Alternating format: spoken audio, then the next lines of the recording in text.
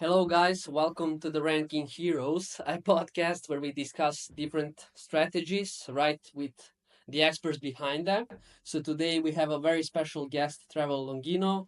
He is a founder of CrowdTamers, and they build million-dollar marketing engines, and they start bringing businesses leads in less than 45 days with their framework. So first, I'd like to introduce you to the audience, Trevor. Nice to have you here. Thanks for joining. So you've had a fascinating career journey. So I would like if you can walk us through your early years and what led you into marketing and startups. Okay, cool, sure. So I've been doing marketing in a professional capacity. I mean, I can really trace it as way back as 1996 when I had my first job, and that's a long time ago, I know. My first job, I was in high school, and I did web development work as like a let me do it as a fun side project because Mm-hmm. this whole internet thing is probably going to be a big deal. And Yeah. I learned there. My first client that I landed was a cantankerous 75-year-old man who had worked for the CIA and wanted to sell kind of like Tom Clancy style books that he had written in Microsoft Oh, Word on his website. Now, okay. if you can harken back to 1996, anybody who's listening, PayPal wasn't a thing yet. The way that we had to do transactions was there was literally one internet bank in North America where when you signed up, you could use their API to transact credit cards on the internet. And it was about a minute and a half load time to send a request to the server, have the server do something, and send it back.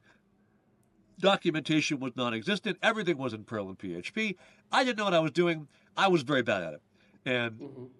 took about 6 months to deliver this guy a extremely broken, barely functional e-commerce website. And from there, I learned, look, the website part of it is kind of garbage, but I can do the marketing, the promotional side of things. And bummed around doing like marketing design and stuff for my high school years, then to college. Got to work at the University of Central Florida in their marketing department. And print marketing was still like the big thing. University, right? It's 10 years behind the time. So that's effectively like Mm-hmm. 1990, where the internet wasn't a thing, Okay. right, in 2000. And got from there, took a brief sideline into photography, was a wedding studio photographer, and sometimes birthday clown for a year or two there. Went to work for Electronic Arts as a video game testing Mm-hmm. manager, and then got a job from there.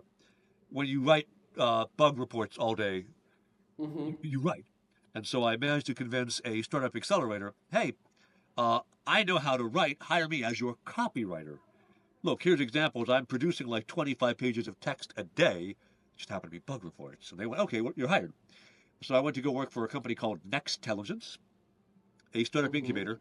When I joined at the time, their office space was located on the main fiber optic trunk for Orlando, Florida. So they had the fastest internet I'd ever heard of. It was like gigabit speeds, which back in Oh, at that time, 2006, I mean, that was very fast. oh 06, it was like you could get the entire internet in your like a fire hose blah, blah, blah, coming in, right? So, okay. Um, and their whole thing was they decided to pivot to a model where they launched startups at least once a month. And they were not building their own startups. They were finding people graduating from Embry-Riddle Aeronautical University or Mm-hmm. FTU or like some computer science program and say, look, you build the code, we will do everything else. Back office, admin, marketing, sales, the whole thing. And we moved to a corrugated aluminum Quonset hut right next to the airport. So it is a semicircle shaped building like this, Okay. where it's like a giant like airplane hangar looking thing. Yeah, And we that had was rows funny. and rows and rows of folding tables and then two closed offices, one for the CEO, one for the accountants, and the rest was open floor plan all the way back to the server racks, which were just out in the open. This is Whoa. None of this is how you should do business, by the by, right? But um, we made that move, and the entire marketing department quit except for me. And so I was 6 weeks into my tenure as their newly hired copywriter. Everybody above me in the org chart quit, and the CEO went, "You're the new director of marketing." And I was like, what? He's like, we have What to have a just director of happened? marketing. People Yeah. need to know that there's someone who knows what they're doing, with their hands on the wheel. And I went, I don't know what I'm doing. Like, whatever, Yeah. you're the guy now. Well, Nextelligence was owned by a publicly traded company called Web2 Mm-hmm. Corp. So I became the director of marketing for Nextelligence and for a publicly traded company, which meant I had to do investor relations and do things that were compliant with SEC regulations and all this stuff. Mm-hmm. And mind you, 3 months ago, I was writing bug reports for Madden Football 2007. So Wow, man. that's a big shift, right? They threw you in fire, like, It was insane. And just moving insane. to launch a startup every month, Mm-hmm. I didn't know what I was doing. I basically murdered the first 4 startups. Like I just, For hey, I'll do something that feels marketing related. I bought a bunch of books on marketing, the new rules of marketing and PR by David, mm-hmm. I think 𝗪𝗵𝘁, which was very cutting edge marketing research at the time, 20 years ago now. Yeah. Gave a couple of core strategies that I ended up using, but what I really learned from that was no one knows how to market a specific business when you're reading books or advice on like whatever. They don't know. So try stuff and then write down what works Mm-hmm. and then stop doing the stuff that doesn't work. Do And you still do that, like, in I today's still life? do that. This is from Mm-hmm. 20 years ago. I still do that. And the core ideas of basically try a lot, you don't know what you're doing, but also internet marketing in general is new enough where no one really knows what they're doing, so just go Yeah. crazy. And Yeah. launched a startup a month for 13 months, killed the first couple, but then started to have some success. Mm-hmm. Launched Broadcast Bid to, Broadcast Bid was a terrestrial radio station rewards program for listener loyalty. Grew them from 2 to 535 radio stations over the course of 4 months. Took Wow, the man. prize factory from just an idea to the online fulfillment engine for the Mm-hmm. McDonald's Monopoly game, Mm-hmm. it's a big, in the US at least, every year they do a big McDonald's Monopoly game. That's hundreds of thousands of people play. And we were, for 2 years, their online part of it.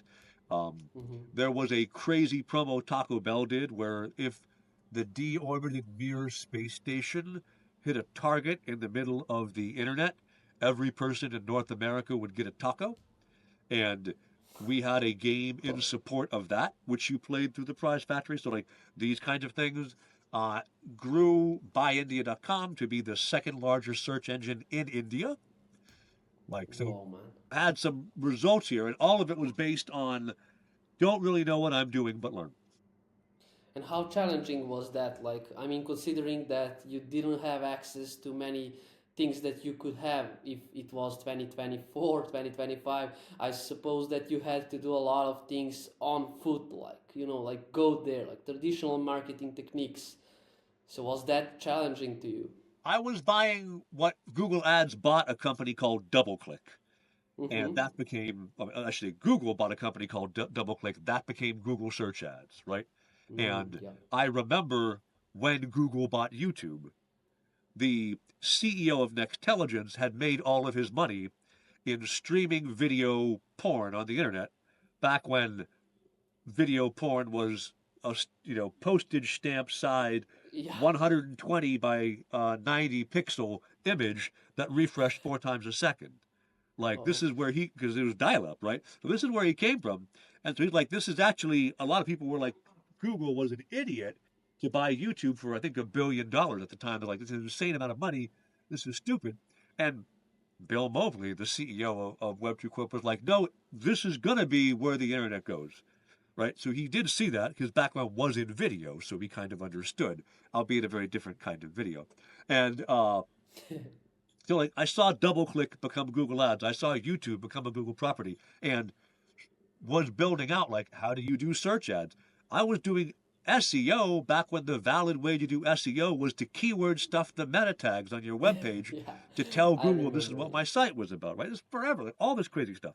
And learned a lot about find out what works, do more of that, and then no matter what anybody tells you, if this doesn't work for this business, get rid of it. Mm-hmm. Mm-hmm. And those core ideas are still key to how I do marketing now, 15, 18 years later, right? And they are, the other thing I learned was you're going to be wrong when you do something new. So how do you reduce the cost of being wrong to the smallest possible amount? And over the years, I've learned how to make it really cheap and really fast to be wrong, so you can be wrong a lot. And after working at Nextelligence for a couple of years, the public company side of things got collapsed because an investor did a forerun and then a pump and dump and then shut down the WBTO. Like the cost per share went from, I think it was 42 cents per share to 0.03 of a cent per share in a month. Oh man. Right. So there's like, you think your Bitcoin rugs are a thing? Yeah, well, it's been around for a long time, okay? Like, Yeah. crypto isn't when they invented rugging. So this guy rugged us, and the company shut down. I went from managing a team of 55 people in October to managing a team of 7 in November to they never paid my December paycheck, so I stopped coming in. Oh. I never technically resigned. I guess I technically still work there. But this would have been December of 2008, so it's been a while. And did some freelancing for a bit, and then ended up getting hired for a company called Good Old Games in Warsaw, Poland, and moved out there. And I was their first international hire for the whole like group. They never recruited somebody from the U.S. I remember, like the job mentioned, relocation assistance will be provided. And so when I've been hired, I'm getting ready to move. I'm like, the CEO, or actually the managing director, emailed me and says, "So when are you flying out?" I'm like, "I don't know. Shouldn't you tell me?" And he's like, "What do you mean?" I'm like, "Well, aren't you paying for my airplane ticket to move?" And they're like, "No. Relocation assistance means we'll have somebody who speaks Polish help you negotiate your contract for your flat." And I'm like, that is not what relocation assistance means in America. So there were some cultural gaps there. So once GOG, they were doing about, I think, 10, 20K a month. And over the course of 4 years, grew them up to about 16 million a year. And a lot of what I did there built upon test-based marketing. And one of the things, and we'll talk a bit about in a few minutes, minimum viable sprints, and the idea of like, what is the tiniest bit of marketing you can do to learn? I really developed and honed this there because one of the technical limitations we had at Good Old Games was the email sending program that we had to message our list of 250,000, and then 500,000, then 1 million, and then 2 million, and then 4 million people. It was basically one giant batch script, no configuration of any kind, no features. You just told the developer, here's the HTML, go run it. And so the cost to run an email list to 1 million people was literally like 45 cents. We were paying for basically electricity. That was it for the server. But no features. And so when you have a list of 1 million people and you're sending them email newsletters twice a week with discounts, a good subject line and a bad subject line would produce a difference of like $30,000 to $40,000 per email, like not individual, but per like percent. Only one subject line. I mean, we are just looking. Oh man. The difference there means it's like twice a week, right? If you sent 2 bad subject lines that week, you would close down 60K from where you want to be. And so with no features in the software, we had to find a way to test the messaging before the emails went out. And over the course of about 6 weeks, what we did was we split the list into 2, so 500,000, or eventually into 4, 250,000 each. And we would test different subject lines. And before we did that, we would go on Meta, and for a remarketing audience of our website's traffic, we would send test ads with the same subject lines as the emails. And what we found was there was a really strong correlation between the ad that got the best click-through rate and the subject line that would get the best open rate. And so after we did that enough times to where we had a very high confidence in the data, then what we switched to doing was every Monday, we would test 4 different subject lines for the Wednesday email. And then every Wednesday, we would test 4 subject lines for the Friday email. And so people who were really like the hardcore nerds, and Good Old Games had hardcore nerds because we sold video games that at the time were 20 years old. Now they're 35 years old. And we were getting like old school video game nerds like me who were playing these games in the 90s. They realized they could figure out what next week's sales were going to be if you just went to our Facebook page and refreshed it a bunch then you would start seeing our ads. And so they would Mm, be like, got it, oh, got it. Friday's sale is going to be this. We know on a Wednesday, so don't buy this game now. It's going to be 80% off in a couple days. Like, Hmm. people learned some hacks here, but it was a really consistent way to figure out the difference between how this subject line versus this one was going to do. And I remember at the end of the year, my second year there, when we started to really do this, the Hmm. accounting team was like, hey, so you spent like 20 grand in Facebook ads to no revenue. You're a horrible marketer. What are you doing? And I went, well, look at the difference in what we made on email. We Hmm. made about $360,000 more on email than we would have because we knew what to say in the subject lines. And they went, oh, Yes. never mind. That's actually a pretty good ROAS. I guess you can keep doing it. I was like, thanks, guys. So, building this out, Oh right? man. And the idea, which is still how I do it, 48-hour ad, very small spend, $100, $200 spend. And you learn from here what's going to get people's interest. Because, I mean, David Ogilvy, famous marketer, says Hmm. 80% of the people who see any of your marketing will never read more than the headline. Hmm. So you should put most of your work there. And that's really Hmm. what this is, right? If the headline can't get enough interest to get the click, all the rest of your marketing doesn't matter because they'll Exactly. never Yeah. engage further down the funnel. So this is Yeah. a way to test, does it get the click? And a minimum viable sprint, I guess, to bring up the actual how this works. The idea here is on Meta, almost always, because Meta is cheap and ubiquitous, Hmm. you run display ads with a very simple headline, and you test either several different headlines to one audience or one headline to several different audiences. And what Hmm. you're doing here is you're looking to see what the engagement rate on the ad is. But there's a big caveat here. Any Hmm. marketer who knows their stuff knows you can game the system to get clicks on an ad. If I put a picture of a donut on an ad or a puppy on an ad, you will get a lot of clicks because people love donuts and puppies. Doesn't matter what the headline is, right? But That's if you want true. to understand which headline is working and what you're really finding out is who loves donuts, you're not learning the right thing. So what you Hmm. have to do is make an ad with no graphic design at all, just a couple of words on a plain background. And when you Hmm. do that, then you're testing your appeal. And if you're scrolling your, I don't know, Ariana Grande videos or new crazy dance meme videos or whatever, and you Hmm. see this ad that is kind of almost saying, don't click me, right? It has none of the things that marketers use to get engagement. Not a video ad. There's no animation. There's no fancy graphics. It's just a couple of words. If you click then, that means you really got the pain. Your brain is Yeah. somewhere else. You see this not very attractive ad, but you go, you know what? I do want to know more. And you click and you go through. And Hmm. then what you need to do is figure out what number of people click. You're measuring the click through rate, which is usually a Exactly. stupid thing to measure for a Hmm. full marketing campaign. But again, this Hmm. is a one question survey. Do you want whatever this ad says? And Hmm. you want to see at least a 1% click through rate. Because across all of Meta, the average ad click through rate is 7/10 of 1%.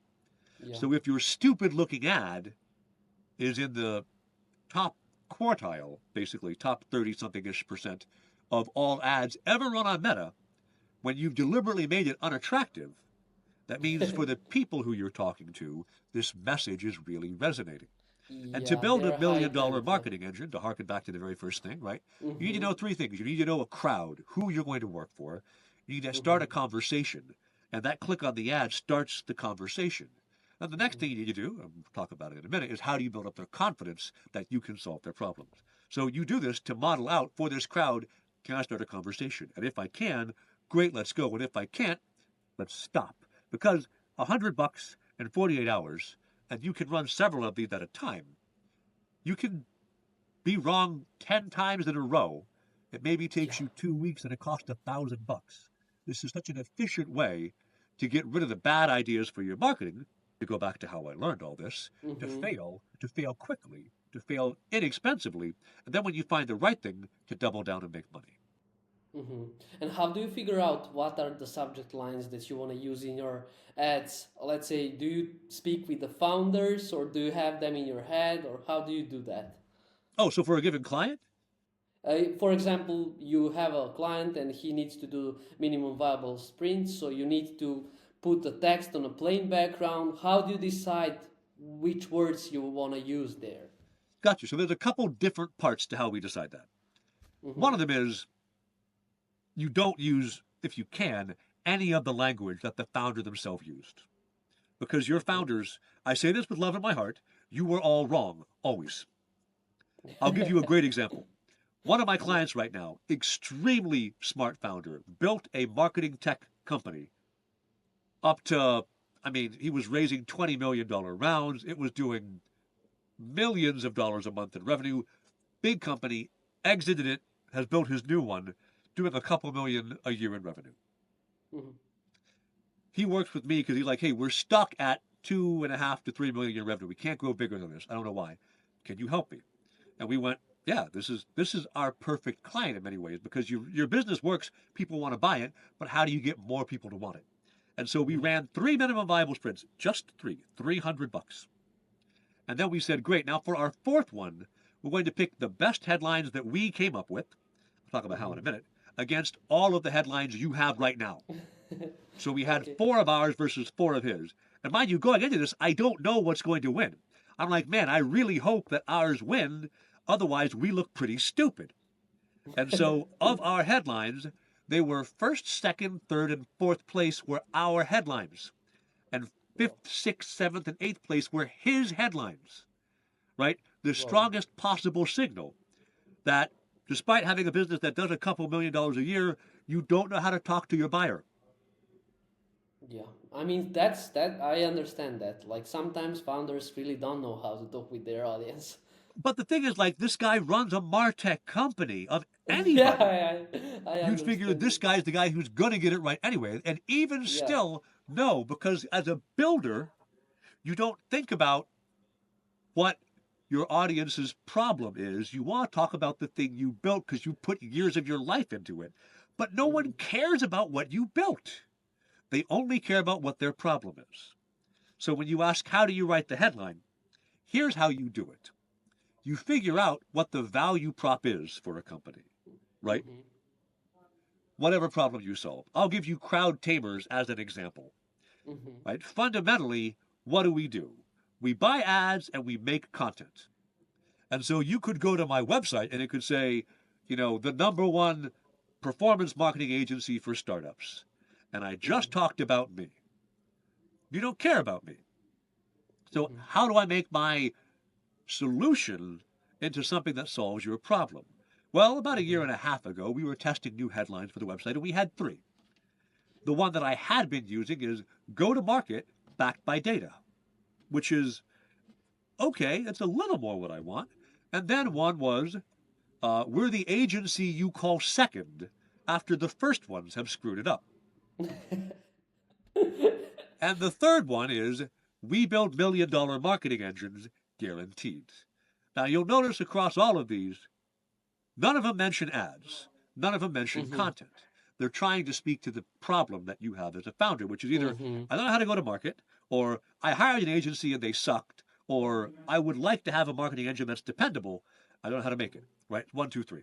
And so we test these, and probably not too surprisingly, we build $1 million marketing engines guaranteed was the winner. That's what's on my website right now, is that one. Because it Yes. worked. And so it took the thing we do, which is we buy ads to answer who your audience is, and then we scale the marketing profitably to make you money, and turned it around to what the client wants. So when you talk about what you have built, I sleep. When you talk about how to solve my problems, now I'm paying attention. So you take Yeah. your value prop, you turn them around to a benefit statement. And it can't Yeah. be too vague, right? If my website said we make you money, so, like everyone Yeah. says that, you've got to narrow Exactly. down how we make you money. And I would note, we build $1 million marketing engines guaranteed. $1 million is there for a reason. If you're a really big company, you don't want $1 million marketing engine. That's too small. And if you're a brand new founder who hasn't done any marketing at all, like $1 million marketing engine is aspirational, but you're Mm-hmm. probably not ready to deal with something that big yet. So this Yeah. kind of forces a middling sized client to come talk to me. That's on Mm-hmm. purpose. And when I'm talking to people in the sales process, I also mention, look, standing up this sort of thing costs about $15,000 before it really starts to fire and make you money. And if they go, Yeah, I know right, they become skeptical, like, okay, so if yeah, they I go, know. I can't afford $15,000, well, okay, awesome. There are other ways to go to market, but my way isn't the one for you. And so you set these expectations up when you're talking to people to force away the bad fit clients. And it's the same thing for anybody. One of my clients right now, Mm-hmm. they help make drone aerial photography Mm-hmm. into maps, right? Extremely niche product. And you can Mm-hmm. advertise to everybody who likes drones. Mm-hmm. But then what you do is in the ad copy, you say, we make orthographic mapping easier. And if you're just somebody who likes to watch drone FP videos flying through a warehouse, what's an orthographic map? You don't know. Mm-hmm. So you will click on the ad because you don't want to, whatever, I can't even say that word, right? Like away you Mm-hmm. go. But the people who do want orthographic maps, because they're doing aerial photography of many different things, and you Mm-hmm. have to make it all. Orthographic map basically means there's no perspective in it. If you shoot many Mm-hmm. photos, you have to even out all the different perspectives of everything to make it look like it's I understand, taken yeah. from like way outer space, even though your drone's only up 300 feet. So, like, okay, Mm-hmm. this kind of thing, you take what you do, you make it a positive statement, and then you test. And the first couple of times you do it, you're going to have a crappy click through rate Mm-hmm. because you don't know. Something to pay attention to on $100 marketing campaign for 48 hours.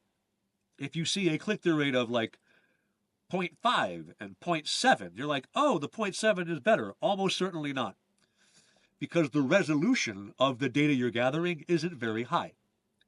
As a statistical sample, 0.2% with only maybe a couple thousand impressions on each ad, going to be Mm-hmm. really hard to measure. If you see zero point 0.5 and 1.1, yeah, now we've got a big enough difference where you have a confidence in the data. But you're going Mm-hmm. to want to do, when you get the data in from your ads, go look. SurveyMonkey has a statistical relevance calculator. It's free. Just go to their website, put in your numbers, and you'll see, is it relevant or not? You want a p-value of 9. If you get a p-value of 9 and it's relevant, cool, let's go. If it's not, you haven't learned anything, go try again.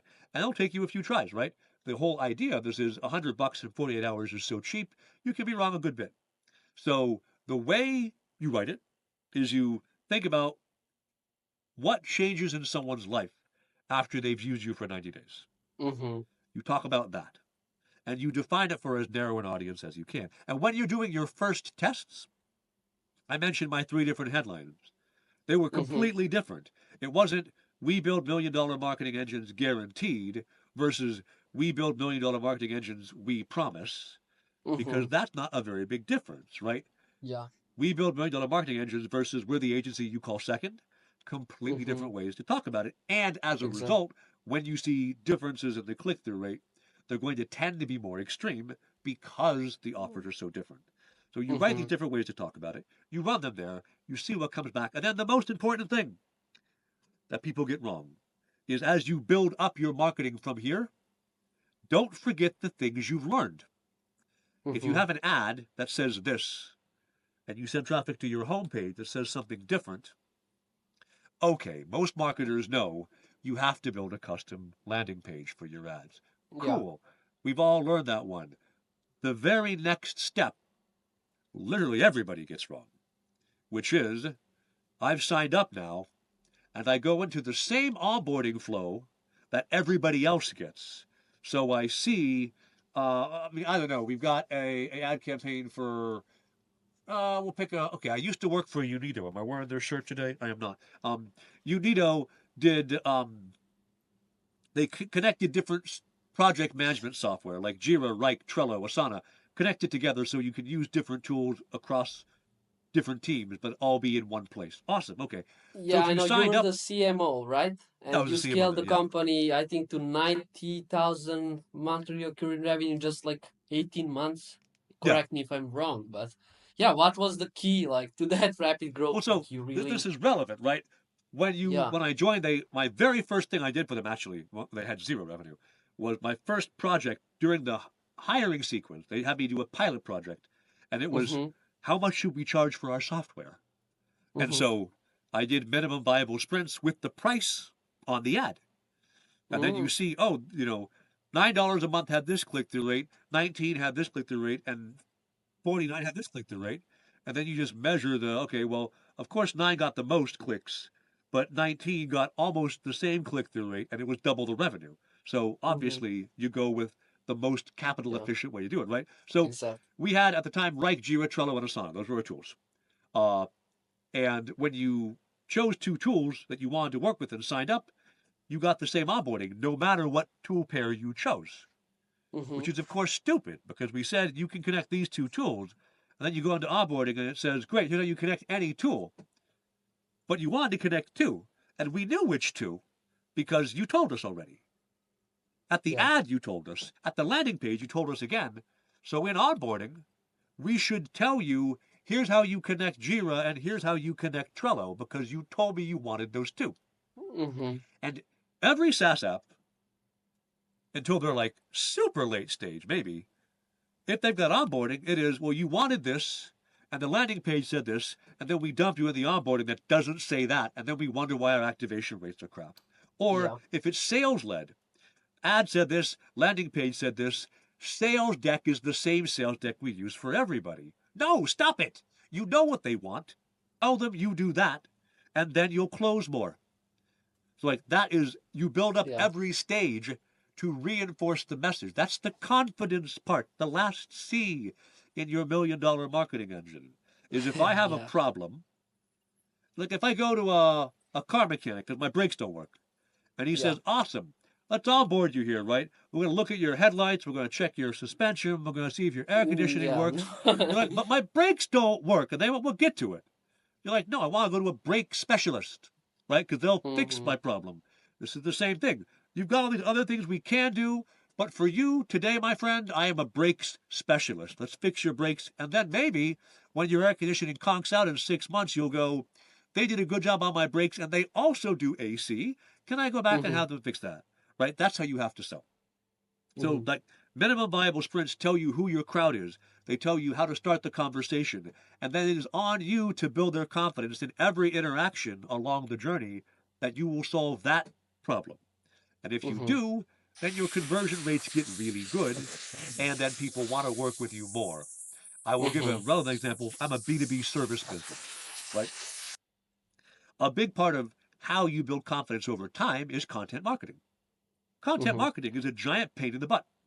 It's time intensive, it's labor intensive, and it takes forever to maybe make you money. Most content marketers go, give me a year. It'll be worth it. I totally promise you. But you also have to pay me, I don't know, 60, 80, 100K a year in salary, and then I have to bother everybody in your company every week to get my content Yeah. written because I'm not a subject matter expert. Yeeks. Right.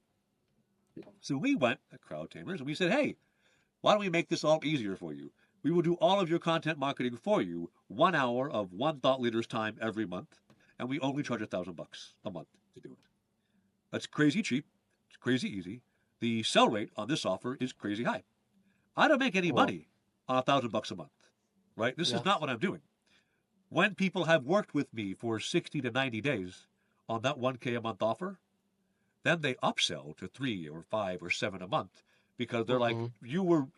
I came to you about this problem, you solved it really well. I know you solved these other problems. Can you help me? The answer is, of course Mm-hmm. we can. That's why you're here.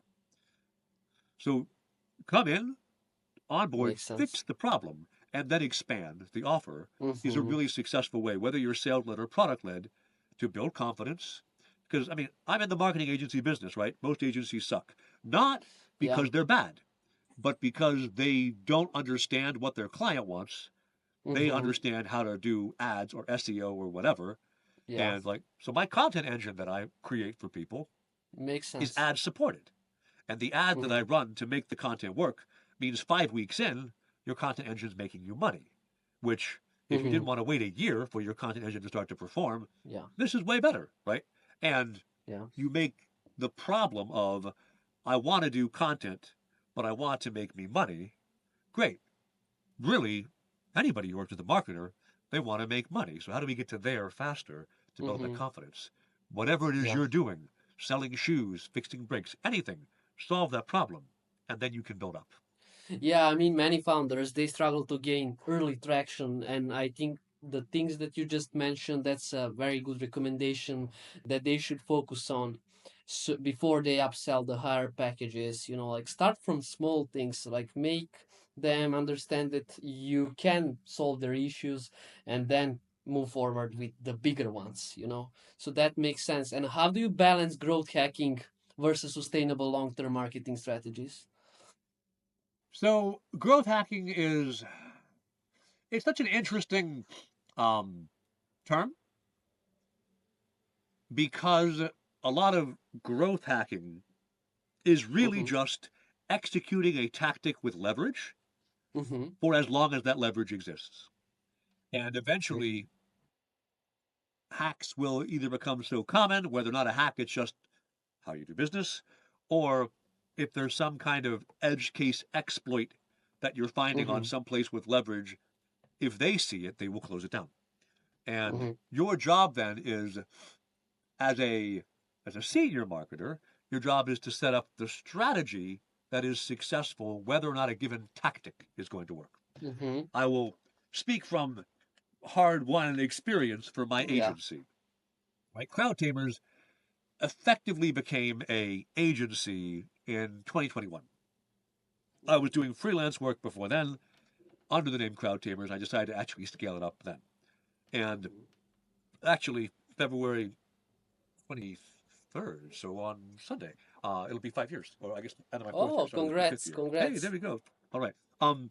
And the strategy I had to build was basically thought leadership led, which is not a bad strategy. My tactical execution for it was really short sighted, although I didn't think about it at the time. The only way I found new clients was by answering people's questions in Facebook groups and LinkedIn groups and a little bit on Reddit about marketing. Mm-hmm.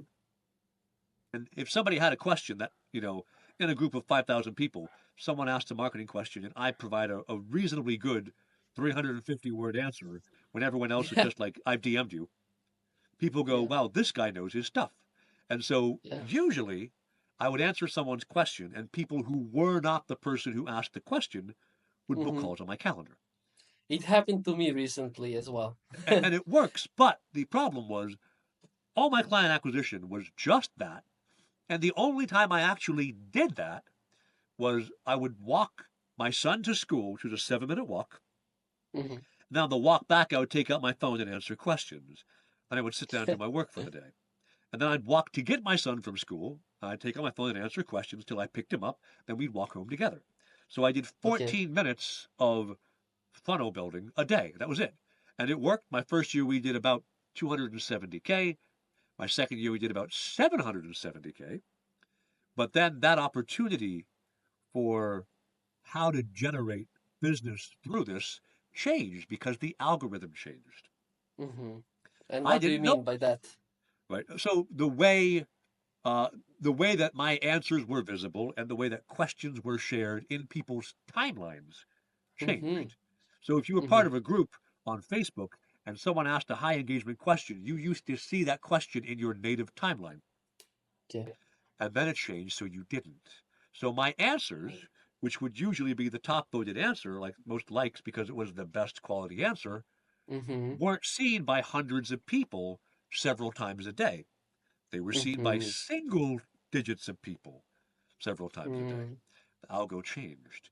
And in 2022, we did 770K.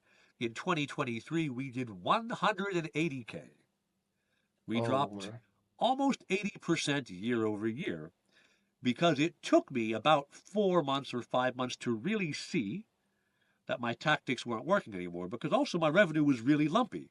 I would land Mm-hmm. a 20K a month client every 2 or 3 months, and I'd fill it in between with some 2 and 5K a month clients. And so, like, the business was really like if you go 3 months and don't land a new big marquee client, that's okay. Mm-hmm. One's going to come until one doesn't come, and until finally you go, oh no, all my 20K a month clients have churned and no one came in to replace them and I'm screwed. That's because thought leadership client acquisition is a good strategy, but you need to have resilience in your tactics. And I didn't. Yeah.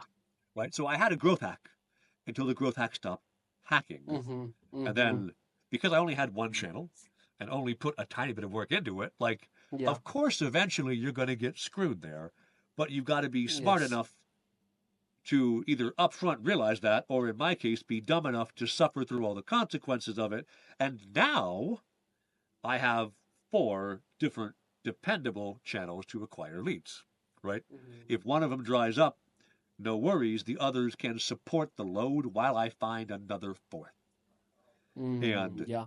so growth hacking, Yeah. like a growth hack I can talk about, is right now my YouTube ads return about 100x return on ad spend, which is Whoa, man, preposterous. My ad spend is about $400 a month, and I'm making between 20 and 40 grand a month on them. That's ludicrous. That's a hack, right? When that dries up, Yes. which it will surely do someday, there will Yeah. be other ways I acquire customers, even if the ROI isn't quite Mm-hmm. as high, as long as I'm still bringing in customers with a successful acquisition Yeah. cost, business will grow, right? So, like, there's the growth hack is a tactic. The overall strategy is what makes the business successful, whether or not your hack works month to month. Whoa, man. That's crazy. That's crazy. And I have one very good question for you. If you had to distill your growth to market system into 3 key principles, what would they be? I have done them, so let's go into it, right? Minimum viable sprints is the first key principle. Okay. If you know that, you know how to learn. Then the next thing is, once I have people who are beginning their buyer's journey, I have Mm-hmm. to understand all the core metrics from first visit to closed and hit certain Mm-hmm. numbers. And I can just Mm-hmm. tell you the numbers because I've taught this for years, right? Your click-through rate needs to be over 1%. Mm-hmm. Your sign-up rate, either on platform, because you can do ads that sign up directly on LinkedIn or on Meta, or on your landing page, needs to be over 5%. Your activation rate into a sales qualified lead or a product qualified lead, either way you want to talk about it, needs to be over 20%. And then of those people who are highly active in product or highly interested in your sales discussions, you want to see a close rate of at least over 30 and ideally over 50 if you're really qualifying at the product level well. And if you do that, and your cost per lead is less than 1% of the lifetime value of the lead, Mm-hmm. this makes you money every time you build it. That's how we built $17 million marketing engine in the last 4 years is we stick to these numbers. And if you hit these numbers, then every dollar you put in, you will get at least $2 back. And if you do Mm-hmm. better than 1% click-through rate or better than 5% sign-up rate or anywhere in this value chain you do better than, that's when you do 3x or 5x or 10x Mm-hmm. return on spend because the system is working at above the minimum efficiency. So Mm-hmm. first thing Mm-hmm. is learn how to learn. The second thing is understand what your core metrics are so that you know what success looks at for each stage of the journey. And if you're failing at some point in the journey, focus on that part of the journey. The way most marketers work is they launch an entire campaign up front. Right? You spend 4 months prepping the big new summer launch. It's our new summer outerwear campaign for, I don't know, fashion, and it's all dependent on did I get it right? Right? If Mm-hmm. this campaign works or not is basically luck. Now, if you've been in the fashion industry for 20 years, one, survivorship bias. You've been lucky a lot, so you're probably going to keep being lucky. But two is Mm-hmm. also you have an understanding of some of the fundamentals of what a good campaign will look like almost as a muscle memory as opposed to Mm-hmm. scientific memory. So, okay, Mm-hmm. but it would be way better if you were to start with what's the right thing to tell people for this summer, and then what's the Mm-hmm. right visual design to make a landing Mm-hmm. page work, and then of the people who sign up, right, how many folks are actually adding to cart. Like all of this, if you go one at a time, you always know where your marketing engine is broken, and you can always fix that part. So build up Mm-hmm. sequentially through these numbers, and it Mm-hmm. takes a little longer than just launching a campaign, but Mm-hmm. you're never at a loss for why this isn't working. You always know where to fix. And doing it that way makes it dependable. Mm-hmm. And did you ever have a client where you couldn't hit the numbers? And if so, what did you do then? Did you just tell the client to quit or? Yes, so there's a couple of cases where that'll happen, and there's two or three reasons why. One of Yeah. them will come down to I've got a client right now where they actually their in product metrics are so unreliable that it's really hard to see what Mm-hmm. the activation rate is at each step in what is a very long sales process. They have like a 3 week sales process for a travel product, right? Mm-hmm. That's crazy long, Mm-hmm. and Mm-hmm. people are dropping off, and we really don't know Okay. where because every step along the way we're losing people, but where and how and why it's very tough. Mm-hmm. And so, like, we're not hitting their core number, but it's partly because our instrumentation is bad and has always been. There's one. Okay. Another one is if your product fundamentally doesn't do a very good job, Yeah, churn will okay, happen. Yeah. people will churn, which means your lifetime value is too low to keep Yeah. them around. I would note your product might do a very good job, but not solve the pain of your current customer base. That Yeah. MarTech client I'm talking about, who they built up to about 2 million in revenue, they have a Mm-hmm. ludicrously, I think it's like 3 months is their average customer life cycle. Now, Okay. a lot of those customers will come back in 6 months for a month again, and then go Mm-hmm. away, then come back, then go away, and come back. But that means, like, fundamentally, you're bringing the wrong people in because they Mm-hmm. find your tool kind of valuable, but not valuable enough to pay for it every month, Yeah. right? So, tool works. Tool does a great job of its thing, but the wrong people show up, so it looks like the product sucks. So Mm-hmm. you can't hit core metrics if you can't keep people around long enough, Yeah. or if they're not buying your ecom product at a high enough price. I'd say a third reason why is if competition is out there and they are better funded than you and they are able to pay more than you can to acquire traffic because either their engine is working more efficiently or they can just afford to lose money bringing people in to corner the market. Basically, if at some point these numbers don't work Mm-hmm. and you can't make them work, then the engine won't work for you. And for clients where I've had that problem, it has tended to either be product isn't like either good at all or not good for the audience we're trying to sell to. Metrics aren't dependable enough to actually build from. One other one I would grant is if your target market is too small, Mm-hmm. if you can only sell to 400 people, like paid Mm-hmm. ads are not the way you're growing, right? If you're a B2B with Okay. a $100,000 average customer value with a target list of 500 companies, Mm-hmm. ads aren't it, right? You've got to find other ways to sell. Mm-hmm. And Mm-hmm. keeping that in mind as you try and grow is also like important. And then the third thing is if you've got competition who can outspend you, ads also aren't it because you will lose money fighting them unless you can find a little niche what they aren't going after and win in that niche.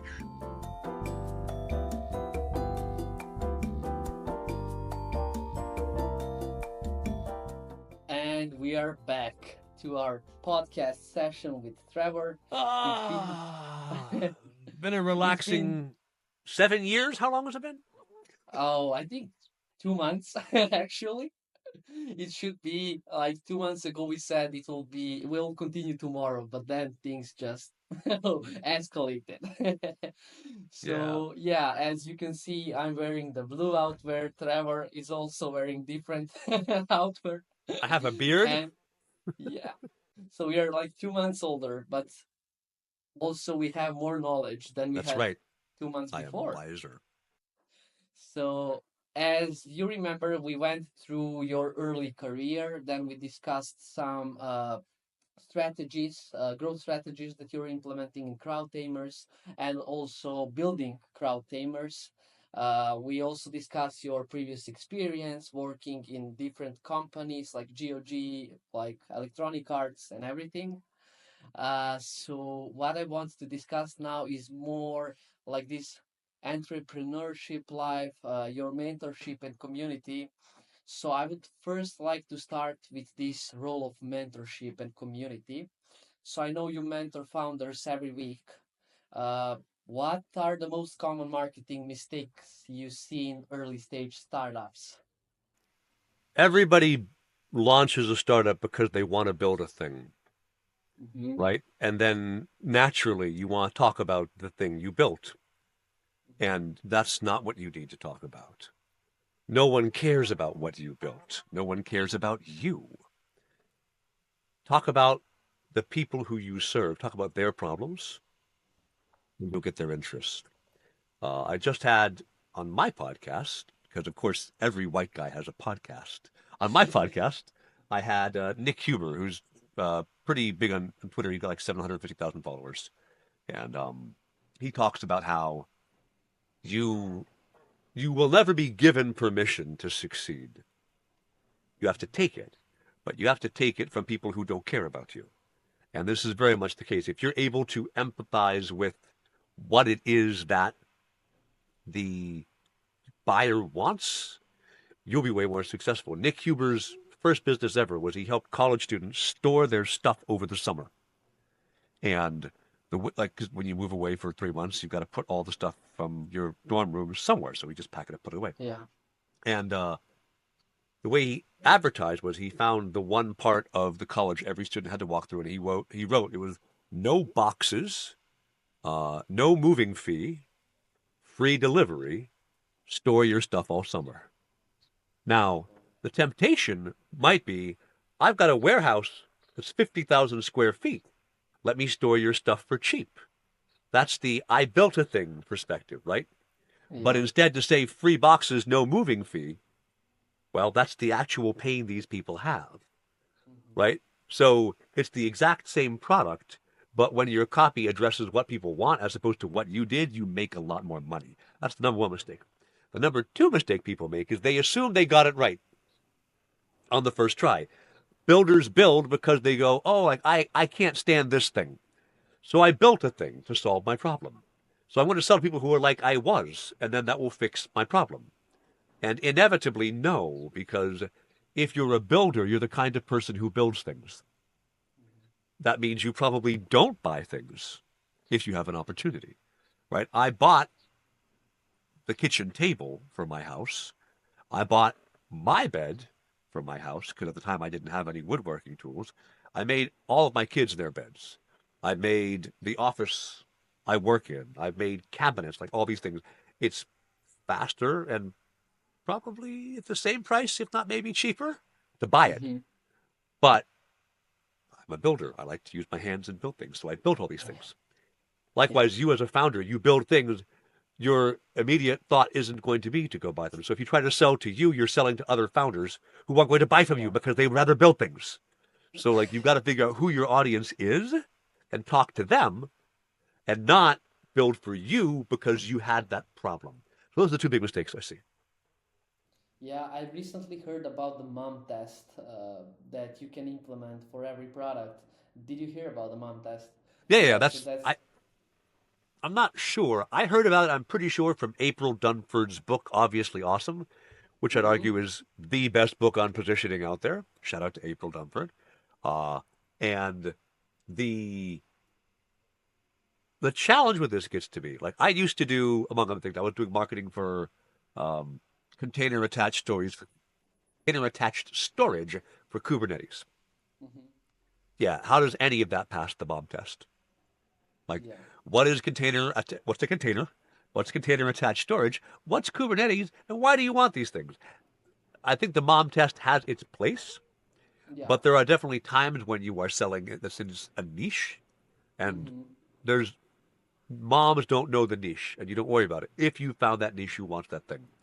Likewise, if you're Mm-hmm. saying, "Hey, I manufacture a new anticoagulant surface coating for stents," and your mom goes, No, like, obviously. but She doesn't but have it. surgeons will be like, "Oh, anticoagulant Yeah. surface coating for stents, that's right up my market. I would rather not have my Mm-hmm. patients die from blood clots." So like, okay, there you go, right? So Yeah, mom test that's works for a general appeal thing, I would say, but there are yeah. definitely times when I think it's a little too reductionist. Yeah, maybe if you want to build a cooking platform with recipes, maybe the mom test can really help you. There you go. Cool. So your mentorship program aims to teach founders how to scale on their own. What are the biggest mindset shifts they need to make in order to scale? The achievements, sorry? What are the biggest mindset shifts they Mindset need shift. to Okay. make? Exactly. Um, so as a marketer, I am wrong about 90% of the time. I've been doing this for 23 years, and I'm wrong 90% of the time. If you're good at it, I'm going to assume I'm good at it after all these years. If you're good at it, you're wrong 90% of the time. If you're bad at it, you're wrong 95, 99% of the time. And when I tell people that test-based marketing is the inevitable way to find success, Mm-hmm. it can be tremendously dispiriting to be wrong even 5 times in a row, much less 15. Mm-hmm. It is easy as a founder because founders only really build companies because they are stupidly optimistic that they will succeed when almost nobody else does. Mm-hmm. And that stupid optimism requires that you, when you start the company, lie to yourself enough that you believe you will be able to make it when nobody else did. And there's a temptation, right? I've had a bunch of experiments and a bunch of them didn't work. Well, maybe if I just squint right at this, it's actually good enough. If I turn my head a little bit, I can believe that maybe this is success and I don't have to keep trying. Mm-hmm. The mental shift is to realize that any day I can spend $100 and learn how not to market something is a very valuable day Mm-hmm. because I've saved myself months, maybe a year or more in time. And when you're early in your entrepreneurial journey, you can time and money, right? You have to trade one for the other. I'm Mm-hmm. fortunate I've been around long enough now where I would almost always rather trade money instead of time. I have more money than I have time most of the time these days. Yeah, you can't get your time back, but you can get your money Or back. more money. There are some times, like Yeah. for a new project I'm building, my co-founder of the project is like, "Hey, I found the perfect domain. It's a 3-letter domain .ai. It's only $250,000, Trevor." And I went, "No, I don't have that much money to spend instead of time. We'll pick a longer domain." Mm-hmm. Um, Yeah, but makes sense. you make the trade-off, right? So getting into the mindset of even in the early days, $100 shouldn't be too much to save you weeks or months of time. Mm-hmm. And getting founders to one, understand that if I'm wrong 8 times in a row, that shouldn't discourage me. That should tell me, look at how much I've learned so cheaply compared to if I was doing it the hard way. Mm-hmm. And the other part is founders at the beginning days are like every single dime, every penny you pay attention to. Yeah. And you're looking at the wolf at the door, right? Which is this the marketing the marketing wolf is saying, I want your money. And you're like, no, I'm going to keep the wolf out. I'm not going to spend the money, but you don't pay attention to the rats in the basement, which is just time costs money, server costs, right? Just a month when you didn't learn anything cost an extra 300 or maybe 1,000, whatever bucks in infra. If you could Mm-hmm. have taken and learned faster and maybe learn, oh, I don't need that infra. Oh, I found how to get clients now. My infra pays for itself, like whatever. If you look at what you're sacrificing by not speeding up your development of education, you begin to be willing to say, I'm willing to trade some of my very limited money resource, my very limited money resource to buy me some more time. Mm-hmm. So that those two shifts, which are they're both quite related to each other, right? Those are hard for Yeah. founders to make. I think the last one is, and every builder does this, if I just make it better, people will like me. But the road to bankruptcy is littered with the corpses of millions of superior products. Being better than your competition is irrelevant to success by and large. What matters is, am I able to position what I have as something that is important enough to get people's money now. If I can do that, whether or not I am feature complete, whether or not I am marginally better than the competition at these three things, all of that is put aside. I've got people who are convinced this is important enough to take their money right now. Let's go. I was advising a startup this week, and they are a collectibles grading company. Okay. So you think of like Pokemon cards or, I don't know, comic books or baseball cards, these kinds of things. And there's only two big grading associations out there. And they may have like literally 99% of the market. And these guys are like, well, we're better than they are. So how come we can't get customers? I'm like, because everybody knows and trusts these guys. Yeah. Doesn't matter. The value of your card is whatever some random dude in some workshop, wherever you mail that thing off to, says it's worth. And like any other fiat currency, which is really what a collectible is, right? It's a fiat currency. We've decided it's worth $3,000 because we've all hallucinated this is somehow worth that much. Now, mind you, the dollar's a hallucination too, but whatever. Let's not get into that. So we've kind of collectively agreed we believe this person's hallucination enough that this piece of paper is worth more than this piece of paper despite being functionally identical. So, okay, they have trust. You will never win by saying we are better than they are. You win by saying they are not trustworthy. So your marketing campaign is, let me show you examples of cards they graded superior that were not, or authenticated that were fraud. Like you erode their trust. And then people might go, well, I guess if you were good enough to spot that, maybe you're good enough to grade this for real. Not servicing on superiority, but rather finding what people are actually buying from a grading agency, which is trust. And then saying, well, you can't trust them anymore. Trust me more, right? So that's the other thing. You have to trade money and time, have to be willing to trade money and time, and you have to understand that what you built is not what people want. If you get all that locked down, mind's in the right place, and now you're ready to actually market your business. Okay, that makes sense. And a lot of founders, they can't really afford top tier marketing agencies. So, how does, for example, CrowdTamers help bridge that gap? So there's a couple ways. One is literally every single thing that my team does. Okay, there are probably a few exceptions because I haven't published yet, but 95% of what my team does, we document, we share on our blog, on YouTube, on LinkedIn. It's out there, right? As we develop new tactics and we document them, we then basically take that documentation, rewrite it a bit, and make a blog post out of it. Yay. You can learn how to do the things that I've done for a decade just by reading my blog, crowdtamers.com/blog. There's my plug. And if you have enough time to do that, and you lack the money to offboard it, there you go. Easy enough. Self-teach. I've made a living for 17 years by being the guy who pushes the buttons on Facebook ads and Meta ads because other people don't want to push the buttons. This is not such a high technical skill, right? It's, if anything, a testament to the fact that a lot of people would just rather not learn how to push a button.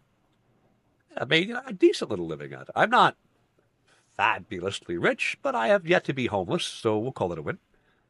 And employed, built a whole company up out of it. The opportunity for you as a founder is to say, well, I'll take the time to learn how to push the buttons. It takes a couple weeks. Or you can say, I don't want to push the buttons. I want someone to do it for me. CrowdTamers contracts start at $1,000 a month. And if you have any kind of funding or any kind of traction, $1,000 a month to have somebody come take over your content marketing, take over your brand awareness marketing, get you visible to your buyers is an extremely low price. We do that because most everybody who pays us $1,000 a month within 90 days pays us more. So we upgrade them, right? They find working with us so, I don't know, hirsute, so very hairy, that they like to work with us and upgrade and renew. So we basically do that $1,000 a month as, I'm not making 1K a month, right, is rather just enough to see that we're not losing money or working with somebody, and then we build up from there. Mm-hmm, mm-hmm. So I know that you founded 𝗵𝘁 and 𝗕𝘂𝘶 in the past. So looking back at those two brands, what lessons did you take from those experiences? So 𝗵𝘁 was the startup where I was the bad founder. Mm-hmm. Because somebody wanted to write us a check for 50K US and own half the company. And I went, no. And what I learned there was don't found a company where you and the other founders aren't aligned. Mm-hmm. Because we had a cool product. I actually still have sitting somewhere on one of my phones the mobile app functioning. And it was pretty cool for the time, which is like a decade ago now or something. Mm-hmm. Uh, we had scan any receipt, instantly OCR it, and then through, I mean, AI wasn't a thing back then, but rather we had built a giant match table of like, I think it was maybe 10,000 different company types or receipt types and uh, what industry it was. And by doing that, we were able to instantly classify a receipt by the type of industry it was so that you didn't have to do any further bookkeeping. Like, Mm-hmm. cool, the product worked. It even integrated with Expensify and QuickBooks and like all the other platforms out there. So we had a Cool. cool core tech, but we had to go to market with it. And Mm-hmm. I was CEO and unemployed, I think, at the time, because when you're CEO of a startup that has no money, you are unemployed. You're just also CEO. Yeah. Uh, and everybody else was earning nothing. We had like I think maybe a $7,000 or $12,000 grant from the Polish government was it. And when we reached the point of what do we do now we're out of that money, the other founders and I weren't aligned, and so it fell apart. Right, that's the lesson. Right, make sure you and your Yeah. founders agree on what you want to do before you launch. And they even they brought me in as CEO after they've been doing it for a couple of months because they went, we think you are a good person to be CEO. Let's Mm-hmm. go. And I went, okay, I'll do it. Um, and then from Indivity, with my buddy John, he and I are still friends. I talked to him last week. This week I talked to him. And what we had there was we came up with a business idea, he and I. And then one of the best ways to test the business idea, in my experience, on the cheap is go to a trade show that's specific to this business. And so we went to HR Tech in Las Vegas. I had, when this would have been November, I think I had like 5-month-old twin daughters. I told my wife, bye, I'm going to go to Las Vegas for a week. It's work, I promise. Which, that was not a popular decision, but it's fine. Uh, my wife is next week going to Hawaii for her work. And she's like, you owe me. I'm like, that's fair. It's been a while, but that's fair. Um, Yeah. so we went there. We pitched, I think, maybe 70 times over the course of 3 days. We pitched Indivity. And Indivity was a API integration software for HR Tech. And we got a lot of interest. And so I'm like, oh, this is a real thing. We should write the software. We got 2 clients from the show. One of them was a mid-level enterprise client. They required that we get cybersecurity and hacking insurance.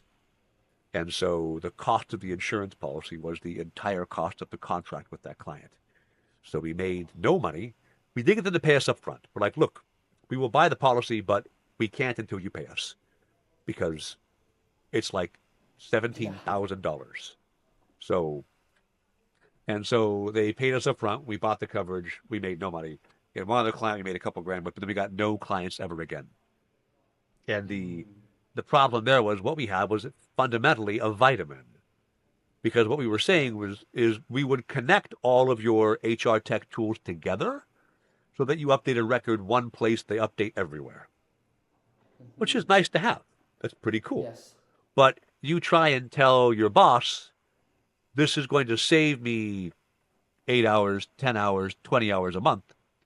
And the boss goes, I don't care because your pay is a sunk cost. I already have to pay it. A new Exactly. Yeah. tool? I don't want to give the HR team new tools. more money is never a popular thing for the HR department to have, right? Engineering can ask for money. Marketing can ask for money. HR cannot. And so I think what I learned from there was, one, make sure about your validation, like understand your validation. And then we went into an accelerator, which is a really good accelerator called Santec here in Montreal. But Santec is really built around like engineering development. So we were a really weird fit. We were not the right people to be in that accelerator. And all of our pitchers, all the judges were like, but is what you're doing patentable? And we're like, no, it's software. You can't really, it's not even hardly software. It's just different API configs in the back end. So at the end, despite having two really experienced founders, like did not win the pitch competition, didn't even place, and just like, none of this went well. And then I nearly died, was in the hospital for 3 weeks. And at the end of it, my co-founder was like, I don't think this is the right time for this, Trevor. I was like, yeah, you're right.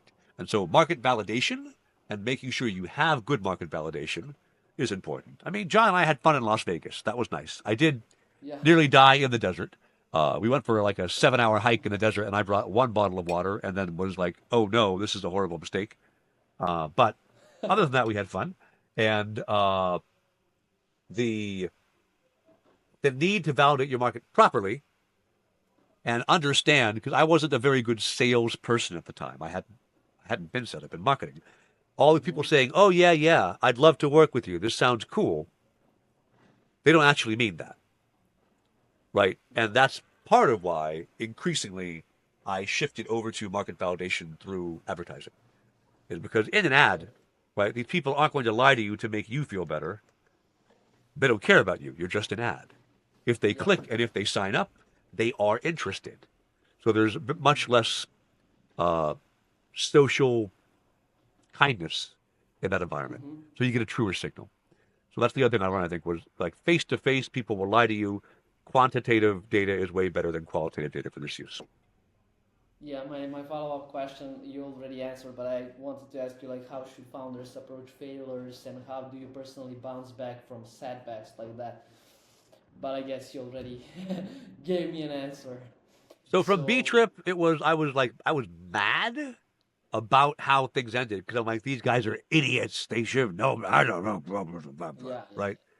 And I mean, So how did you find the new inspiration? Like, what brought you back in life? Because you said you were dead like for 3 weeks.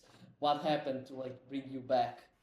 So two things there. One of them was I probably wasn't the right co-founder for them. They weren't the right co-founder for me. And realizing that gave me this wasn't my only time at bat, right? You get other chances.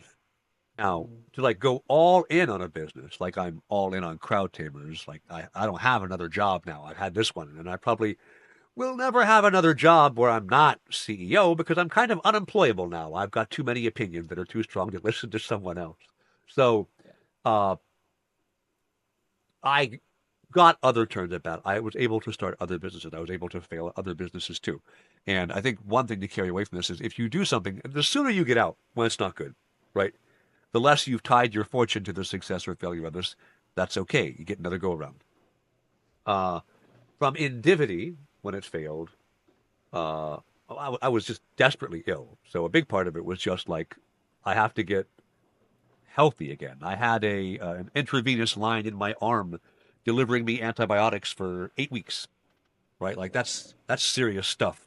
And so the first thing was just like, get well, quit being dead, because I also still had my twin daughters. Like they hadn't stopped being twin daughters. I was just unable to be much of an active father for a while.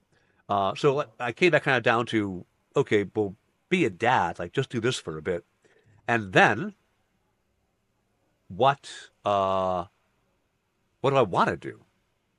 And a big part of how CrowdTamers has become what it is one of my goals is to help 1,000 founders make $1 million a year.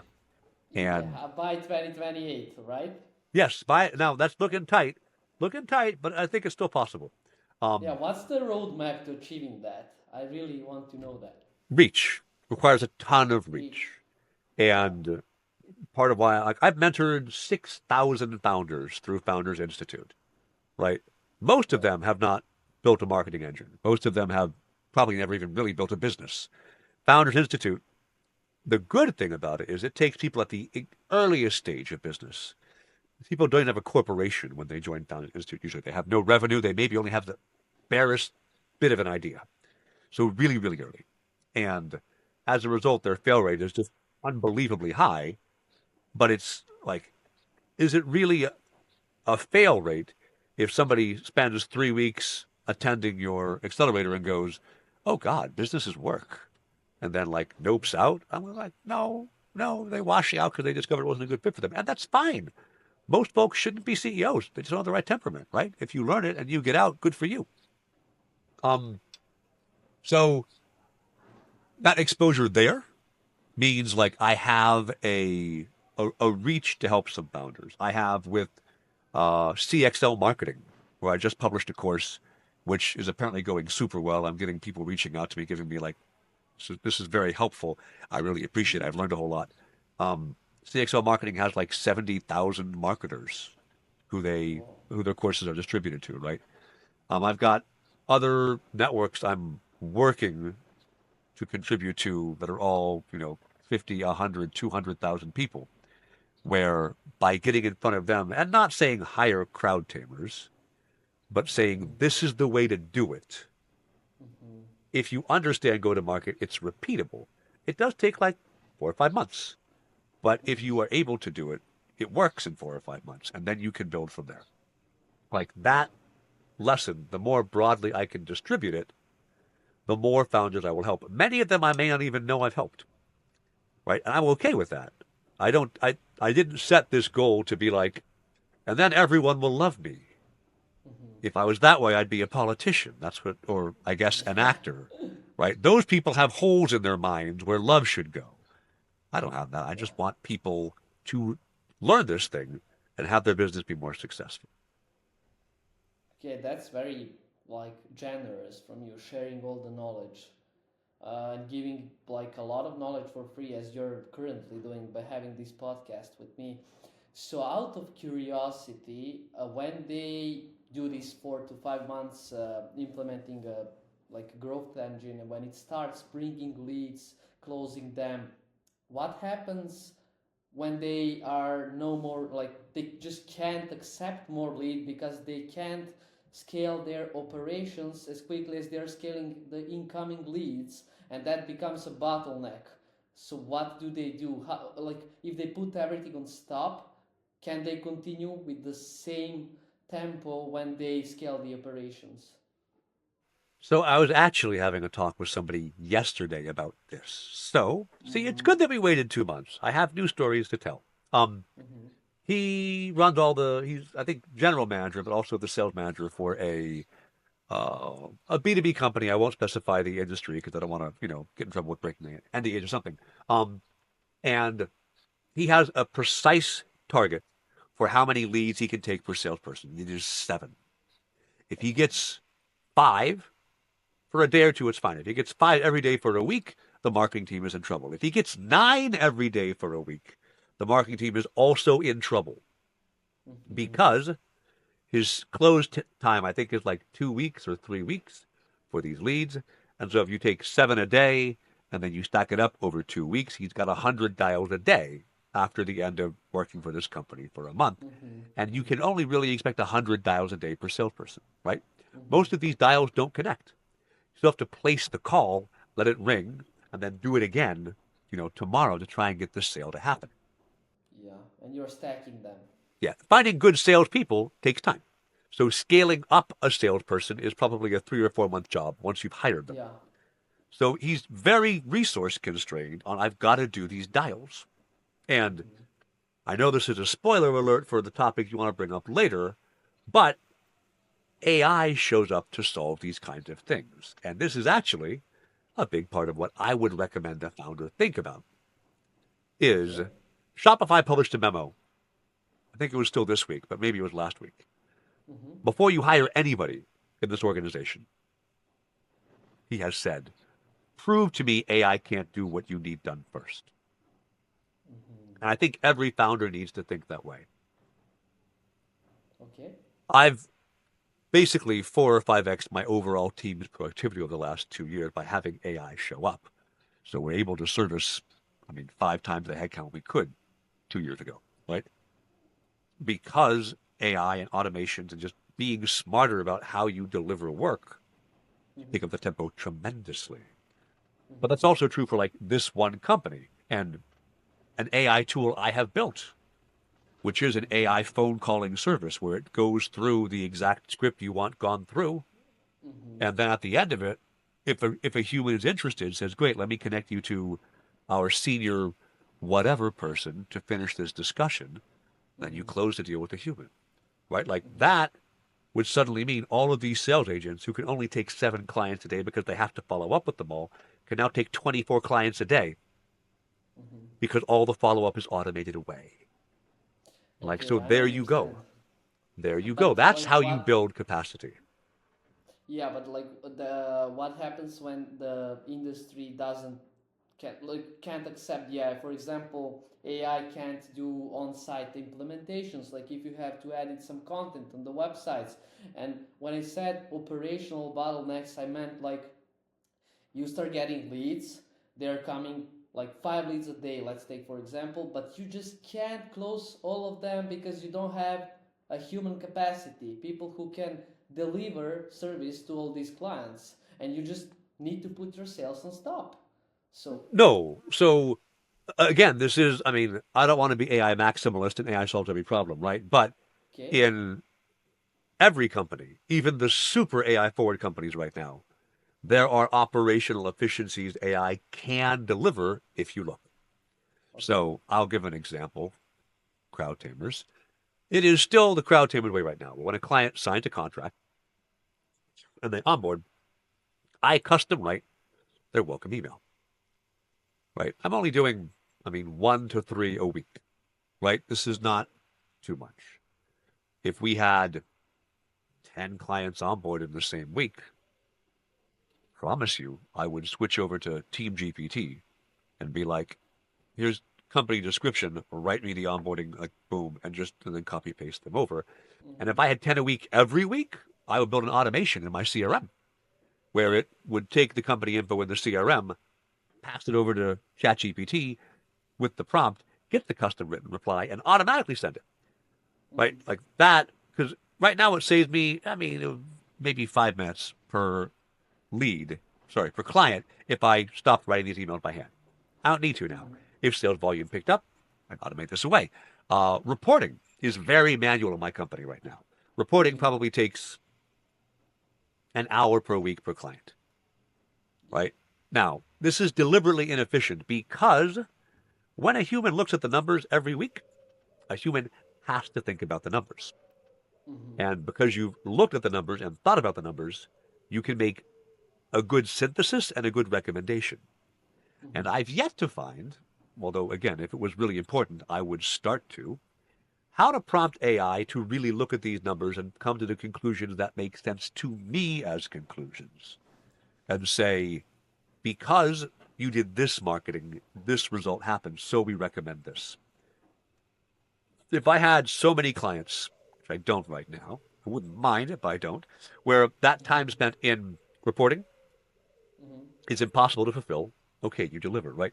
You find the right way to build. And the tools for this are so good compared to how they were even 9 months ago. Like I shipped last week, I shipped 3 applications, right? And of varying sizes. One of them was, I think, decently big, and 2 of them were quite small. And my total time spent was maybe 20 hours. The big product I shipped last week, if I had written this 4 years ago or 3 years ago, I would have raised $1 million from Y Combinator with it. And now I spent $22 in AI credits. Like, what we can ship now and how we can make efficiency happen is so much more than I think even plugged-in founders realize. That the answer to, oh, I've got too many leads and I can't onboard them as clients, needs to be systematized, operationalize, and automate. And if you do that, you will discover, human in the loop is still required for all AI, but AI can do 80% of the lift of almost any problem. So you could 5x your throughput if you were a little bit savvier about how you're operationalizing your work. Cool. That's a nice answer. So I know you have experience in generative AI and prompt engineering as well. Where do you see AI playing the biggest role in marketing, let's say over the next few years?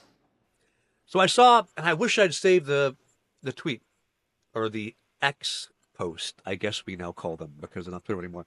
Yeah. I wish I'd saved the whatever we wish to call it. Somebody made a great analogy, which is for 50 years, coding has been like being a farmer hand tilling their soil, like Mesopotamia did for 3,000 years, right? A dude with a stick poking holes in the dirt is Yes. how programming was effectively. And we've just invented the combine harvester. Mm, There's going to be a lot fewer farmers and a lot more food. And what this means in effect is, and I'm seeing it all over LinkedIn and X these days, every marketer I know with the least sense of ambition is like, hey, I wrote a tool to do this today. yeah. And was there a tool out there that already did it? Very possibly, right? But I wrote it and I added these two little things that I needed, and it works now. I put 2 hours, 5 hours, 20 hours into building it, and I'm using it. And then somebody else, like I've seen 3 people in the last 8 days post how they used 𝗪𝗵𝘁𝗵𝘁 to build an app that scrapes ads off of Meta Ad Library and Google Ad Library and then does something, right? Mm-hmm. And all of them built their own thing from scratch. None of these people are farmers in this analogy. They're doing something else, but they got the food. They got the program they wanted, and it was bespoke for them. Yeah. In the marketing space, and broadly everywhere over the next couple of years, custom software is going to become disposable. I have written over the last 5 or 6 months, I think 4 different website scrapers. Well, okay, I have written. I didn't write squat. AI has written for me 4 different website scrapers, each of which had a tiny, specific use case. And because it was such a niche thing, I didn't even bother finding the previous scraper to try and modify it.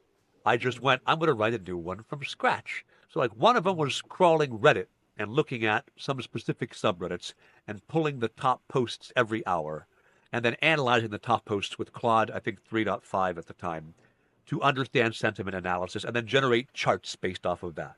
Like, whole thing done, start to finish. Cool. The next one was I wanted to pull all of one client's website, their entire website, and then use another piece. I wrote all one giant flat file. So it's like I don't know, a 7 or 10 kilobyte flat file, and then dump that into Gemini for basically training data. Like it was a RAG, because Gemini has a ridiculous, I think at the time it was like a 1.5 million token context window, right? So like, boom. Mm-hmm. And then I have a chatbot now that knows everything about this company. Let's go, right? Yeah. So, like, very different use cases. Wrote a Python script, ran off my computer, went and grabbed lunch. Done. Job's done, right? Like, so, but disposable. I didn't even bother using Git for either of these. I Yeah. just have a directory, not even on this computer. Some of these, at least 2 of these crawlers were on a Hetzner server that I didn't even bother renewing. I didn't copy the software off, right? I don't need this for it again. So this is going to be disposable software, purpose-driven software. Every marketer who can think in a systems way is going to discover weird, oblique, unusual things they can do to solve traditional problems in non-traditional ways. Growth hacking was a big thing for a while as folks found these edge cases in the algorithm and in the UIs that let them get an outsized advantage. And then all the platforms wised up to it and went, well, I can make more money if you can't use an outsized advantage. So they have basically removed a bunch of the capacity for people to do what used to be considered growth hacking. But it's Yeah. something like growth hacking is going to come back. Because with these tools to now build weird one-off pieces of software that nobody else has ever built before, new opportunities for weird, oblique, outsized advantages will come. And so new exploits are going to show up, and a smart marketer won't talk about them. It'll just be something quietly I have done that makes me money, and then people work with me because I just make more money than other guys do, right? So like this is what's going to be happening again, is this rise of various AI-driven algos and softwares fighting each other to try and make different weird things happen. We have no idea how crazy it's going to get, but with all this chaos comes tremendous potential, but also you've got to put in so much work to make sure that you're current in what's doable right now, because week to week, all the best practices change. Yeah, like before you could use some no coding platforms. Like before there was for example, Elementor, where you can simply drag and drop elements and show them on your website. Then we got some more advanced platforms like Bubble, or the one that you mentioned, that enables you to custom build some tool without having to type the code itself. But then those platforms got AI integrated. So now you can just say to AI, hey, I want this and that, I want to add these extra features, help me code them. Now AI does everything for you. What's the next? Like, what's the next step? Like, I really don't know where this is going to go. And back, like before, you mentioned 80% can be the AI, 20% should be the human. Do you think AI can ever fully replace human-led marketing strategy? Now, like marketing strategy we're discussing, or is there always a need for human creativity? So I made this analogy on someone else's podcast a couple months ago. Mm-hmm. Uh, I think there will be AIs that are smart enough that what they do will be beyond the comprehension of a human. We're not there yet. But I also think those AIs are going to be impractically expensive to use for quite a while. I am reminded of the fact that the 8088 chip, which was a 64 kilobyte RAM that was used in the Apple II, that was used in the Commodore 64, that was used in really early IBMs in the early 80s, right, was in common use all the way up till the mid-2000s. Even though, like, why would I buy a chip that old for some edge computing device that I manufactured in the year 2002? It's because it was very cheap. It was because the chips were so simple, literally every single possible feature of the chip was known by anybody who used them. There were no unknown bugs in the chip. So this cheap, stupid little chip had ubiquitous use everywhere for a long time after it stopped being used in, like, performance computing. And we're going to see that. A lot of simple, dumb, limited AIs will be in common use, and the really, really smart ones that might outperform humans will be too expensive for everyday interaction.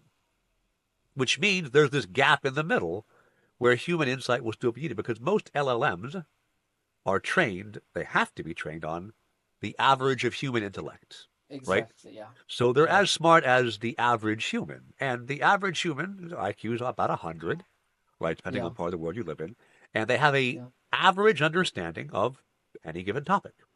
Yeah. If you are an expert in a topic, if you understand how to exploit the systems thinking for your topic, I do think we've got, 20, 30 years before knowledge workers are endangered. And I also think humans are a self-replicating protein robot that's easily trained, and currently almost every environment in the world is designed for human interaction. If you're a plumber, if you're an electrician, if you're a carpenter, if, like, any of these jobs, the value isn't there for AI and robotics to take them over.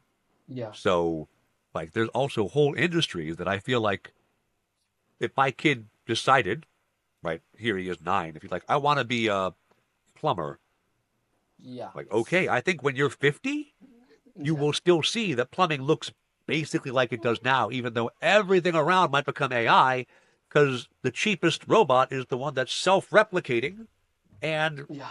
trains without special huge data sets. So, like, I think there's, as a civilization, we've moved, like, America's moved to almost purely information economy, right? Yeah. A lot of those jobs, weirdly, feel like they're going to go away, and we're going to be stuck with now we have more plumbers again and more electricians and more bricklayers because that's the thing we can't. You can't export bricklaying. Someone has to physically be here and lay a brick. Exactly. And you Yes. can't put it to AI because AI can envision a brick, but it can't put one. Exactly. Yeah. I wouldn't trust AI building my house. Yeah, imagine the ChatGPT house with 6 doorknobs and 44 windows. No, no, no, no, no, no. Cool. And you mentioned that you're doing something with the AI recently. So would you be open sharing what are you doing with Oh, the sure. AI? So one thing I mentioned already, we have an AI calling service, and Mm-hmm. I should note, right, AI calling service, there's like 20 competitors out there, right? Mm-hmm. This is not new. I have a tool I am building, which will ship sometime this month, that Mm-hmm. basically does competitor analysis, right? Punch in your domain. It'll look at how you're marketing, what frameworks you're using, what your competitors are using, what their content marketing, what their ads are, all these things, and then recommend to Please let you. me know when that's live. I'd love to check it out. I would be happy to let you see it. It costs about a quarter of a cent per query. And so I'm just Cool. going to put it out there and say, hey, sign up, give me your email address. I'll give you the reports.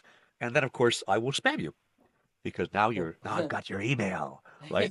But this tooling is there, one, to solve some problems for me, but also the competitor research tool will, of course, say, here are some examples of the ads you might want to run to see if there's market opportunity where no one's currently competing. Would you like to talk to someone about running these ads for you? Oh, crap, I run an agency that buys ads. Look at that. I've got lead gen, right? And likewise, this AI calling tool. I've made a living for 15 years, like I mentioned, by being the guy who pushes the buttons on Facebook and on Google. Anybody can take Bland.com or 11 Labs and build an AI calling service. Mm-hmm. But most people won't. So my business is not let me release a software for people to use because there's not much moat there. My business is I have experts in building these workflows and Mm-hmm. making sure all the tech works the way you want. We'll do it for you. And you'll pay Mm-hmm. me a couple grand a month for it, just like people pay me a couple grand a month to be their interface for Facebook. Mm-hmm. And I Mm-hmm. do think for a while, how many years? I don't know, but for at least a couple years, building tooling that other people don't want to build, and then being the agency who fulfills execution on the tooling Mm-hmm. is going to Mm-hmm. be very lucrative. And that's where I'm moving CrowdTamers to, is we still have our marketing team. And for that AI calling service I mentioned, part of what we do is we generate the leads for the AI calling service to validate. Yeah. So there you go, right? It's a complete circle. But if you're like, I've got 60,000 leads, I just have to call them. Yeah. Okay, we'll do that too, and we'll build it all for you. I think anybody listening, right? If you think of where your agency, where you might want to go and work, be that. Be the expert on a set of tooling that other people wish they knew how to use, and then just keep current because it takes so much work these days just to know what's the new thing in AI that I can use. But if you do keep current and you are able to ship and perform for people, there you go. You've got job security for at least 5 years. And right now, unless you're going to be a plumber or a carpenter, that's probably the best you can do. Yeah, and for those who want to stay updated with all the AI trends and maybe get some like thoughts and ideas what they can create, like do you have any resources that you would recommend? There's a couple like /r/Singularity on Reddit Mm-hmm. is a big Mm-hmm. AI group. There's also /r/Claude and /ChatGPT and /Perplexity and /Gemini. Like, Yeah. just follow all these because people Mm-hmm. love to build stuff and say, "Look what I built." Mm-hmm. So Mm-hmm. I'm I will admit I've been a Redditor for like 12 years. I'm on Reddit every day, right? I'm looking to see what's there. I'm still on X every day. There's a couple of accounts I follow there. Um, Mm-hmm.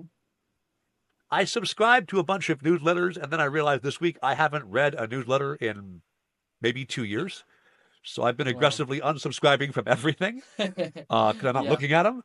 But if you like newsletters, there are folks who pre-digest this stuff for you.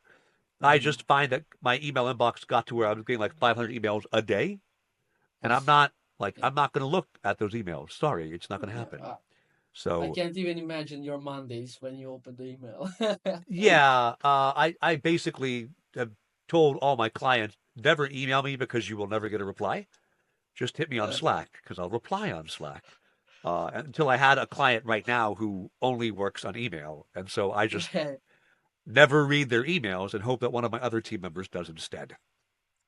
I'm not saying this is good. Don't be like me. Yeah, I hope you're not missing some inbound leads that sends you Yeah, I very mails. possibly am. It's one of my like, but you got to Cool. pick and choose where you can go. I would know people Yeah. who know me know like, oh, hey Trevor, I sent you an email today. I'm not going to hit you up on WhatsApp and be like, hey Trevor, I sent you an email. I'll be like, fine, I'll go look for it. So, all Okay. right. Um, this has been a great conversation. I'm happy we could wrap it up finally. Yeah, yeah. Can I ask you just like a 3 to 4 like very simple and questions you can like provide short answers to? Okay, I'm late for a call, but I'll go real fast. So ask them Oh, and no we'll. worries. No, no, Just I can be I'll quick. choose two. So I'll choose two. First okay. one, if you could give one piece of advice to startup founders trying to scale their business today, what would it be? Figure out your positioning and who you sell to, and the rest gets easier. Okay, and the second question, if you could start over, what's one thing you'd do differently in your career? Oh, that's a good one. I spent much of my 20s Mm-hmm. and early into my 30s knowing I was the smartest person in the room. Oh, okay. And I also let other people know that. No one Mm. likes that guy, right? It took me to my mid 30s to stop being that guy and realizing that, okay, yes, you know what? I have a high IQ. That's only one of like 20 ways to be smart. And in so many of the other ways to be smart, I am an idiot. And once you understand that and you can bring humility into your discussion with people and say, this is what I think, but with your perspective, you may have a very valid idea too because you're Mm-hmm. smart in other ways I'm not. Mm-hmm. You get a lot more done. People like you, they work with you more, and generally you go through life a little easier. A lot of Yeah. founders are type A, INTP, like, let me be the coder. I know I'm smart. You must be stupid because I'm smart.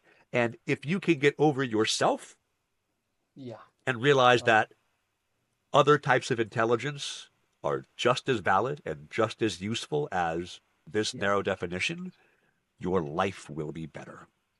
Yeah, you need to like make sure that you can put yourself in another person's shoes, like understand the different perspectives, like have a different perspective enables you to like learn and grow, at the end of the day. And you need to put your ego aside, like not not have it like If you'd asked me showing when I was yourself as 25, like, do you have ego? I'd have been like, no, I don't have ego. I'm yeah, just always right, which yeah, is yeah, and surround yourself with 25-year-old me was people. an a-hole. Yeah, and I also think surrounding yourself with people who are even smarter than you is a good environment. My mentor said, if you are the stupidest person in the room, then you're with the right people, That's So a good way that's to be true. about it. Yeah. Yes, but I Trevor, it's also, 25-year-old me would have been like, my IQ's 141. I can't be well, the stupid person in the room. Everyone else is dumber than me. Now, again, that's one number, right? But like emotionally, am I the most intelligent person? No. Like spatially, can I think at all? No. Like there's tons of other ways. Physically, I'm a klutz. I'm surprised I have all 10 fingers, given that I've done woodworking for 5 years, right? Like all these other ways, I'm awful. And when you hear something like, if you're the smartest person in the room, you're in the wrong room. When you're like, yeah. no, but I am the smartest person in the room. Like you have to understand that there's other ways to be smart. Yeah, exactly. Yeah, that's the perspective. Like you have a different perspective. Cool, cool, man. Like I really appreciate having you on this podcast and Thanks you for having me. sharing all these nuggets of wisdom. Like part one was crazy. Now part two as well. So I want to thank you for having two different calls with me, even though Yes, like sir. 2 months passed by. But yeah, so I want to thank you for that. It's been a pleasure speaking with you, and I want to tell to all the listeners and followers to follow you on Instagram, Thank Trevor you. Longino. He runs CrowdTamers. So make sure to follow up Trevor. There you go. Also, I think this was the first time I had a podcast with a guy who has 141 IQ. So it's an honor to speak with you, Einstein. Well, thanks very much. Again, there's so many ways I'm dumb. I don't really I don't toot that horn anymore. Yeah, but you're like amazing guy. I really Well, appreciate thank you very everything, and much. I also learned a lot from you. So thank you for willingly sharing your knowledge. Thanks so much Have to a you as great well. rest of the day, and yeah, we'll catch up. Alrighty. See you, dude. Bye. Okay, see you. Bye.